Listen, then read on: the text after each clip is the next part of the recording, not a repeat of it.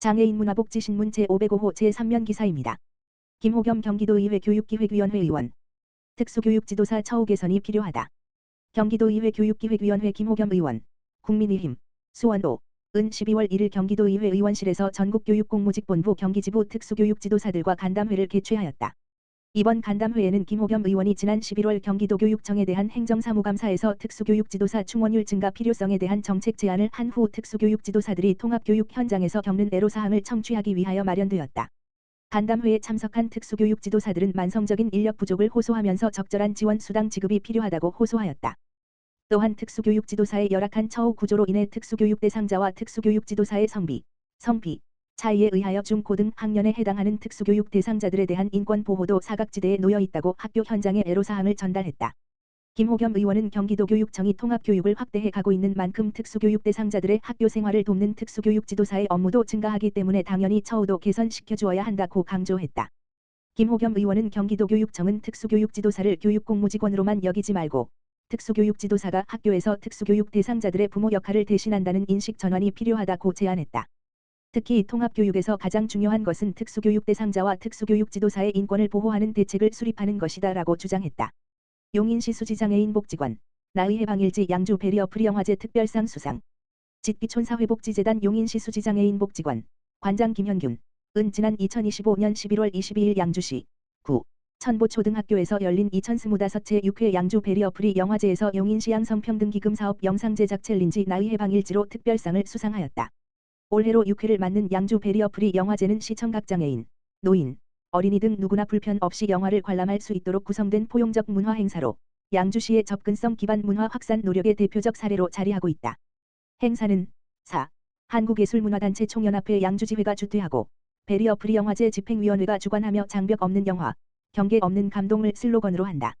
나의해 방일지는 장애인과 비장애인, 여성과 남성의 구분 없이 돌봄의 역할을 수행하는 가족들의 일상과 목소리를 담아낸 영상으로 돌봄의 경험을 공동체적 시선으로 공유함으로써 관객들에게 선명한 메시지와 여운을 남겼다.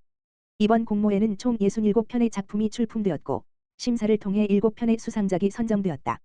그중 나의해 방일지는 베리어 프리적 접근성과 사회적 진정성에서 높은 평가를 받으며 특별상으로 선정되었으며 이를 통해 용인시뿐 아니라 더 넓은 지역사회에서 포용적 돌봄 가치 확산에 기여하였다. 조미자 경기도의원 경기도 장애인 부모대회에서 감사패 받아. 경기도의회 문화체육관광위원회 조미자 부위원장 더불어민주당 남양주 3. 은 27일 금 WI 컨벤션에서 열린 2025제 6회 경기도 장애인 부모대회에서 현장의 이야기를 정책에 잘 연결해 온 공로를 인정받아 감사패를 수상했다. 이번 행사는 장애인 가족이 복지의 당사자이자 정책 참여의 주체로 함께 설 수 있도록 서로의 경험과 지혜를 나누고 더 촘촘한 지역 지원 체계를 만들어 가기 위해 마련된 뜻깊은 자리였다. 조미자 의원은 장애인 복지를 단순 지원이 아닌 함께 설계하고 함께 움직이는 일상 속 권리로 바라봐야 한다며 평소 장애인 부모님 한 분 한 분의 목소리가 정책 속에 반영될 수 있도록 장애인 문화예술 체육 지원, 장애인 복지 등 현장 중심의 의정활동을 꾸준히 강조해왔다.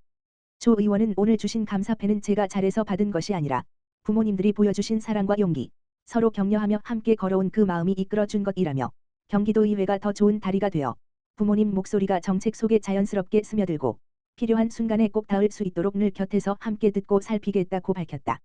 한편 이날 행사에는 경기도의회 정윤경 부의장, 최종현 더불어민주당 대표의원을 비롯해 경기도청 및 유관 분야 관계자들이 참석해 부모님들의 헌신에 감사의 마음을 나누고 정책 협력 방향을 공유했다.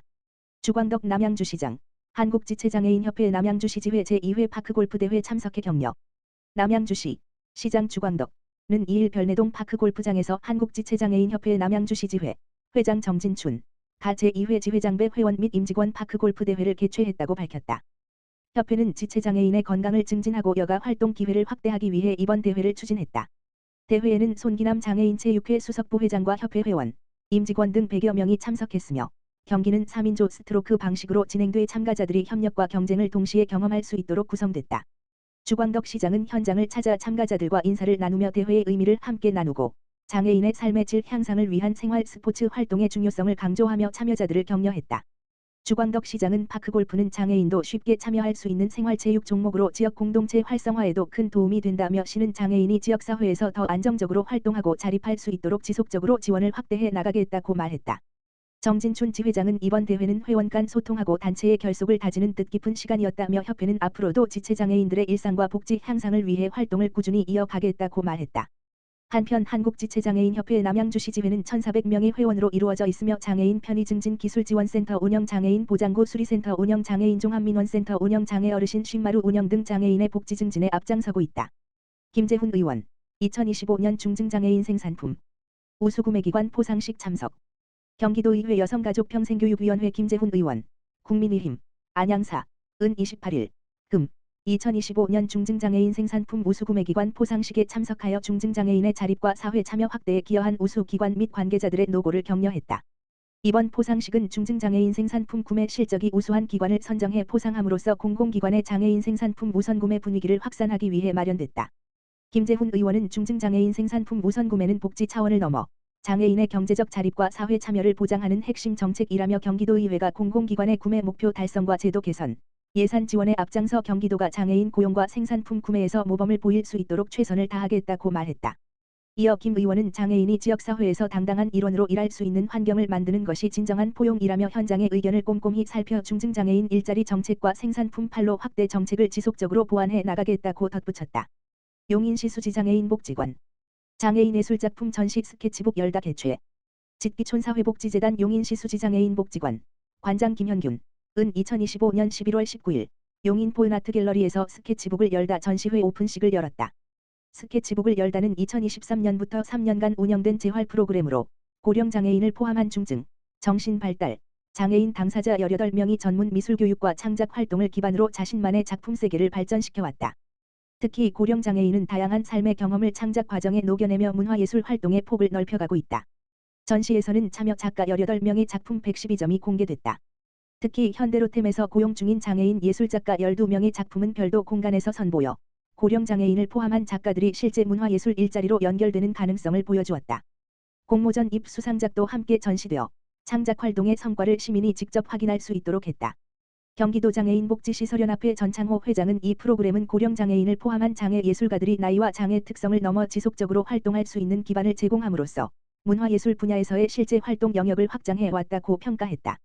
용인시 수지장애인복지관 김현균 관장은 고령장애인을 포함한 다양한 장애 당사자가 전문 예술활동을 통해 사회적 관계망과 취업 영역을 넓혀갈 수 있었다며 앞으로도 지역사회와 협력하여 고령장애인의 문화예술 활동을 장기적으로 지원하며 세대별 특성을 고려한 맞춤형 지원을 추진하겠다고 밝혔다.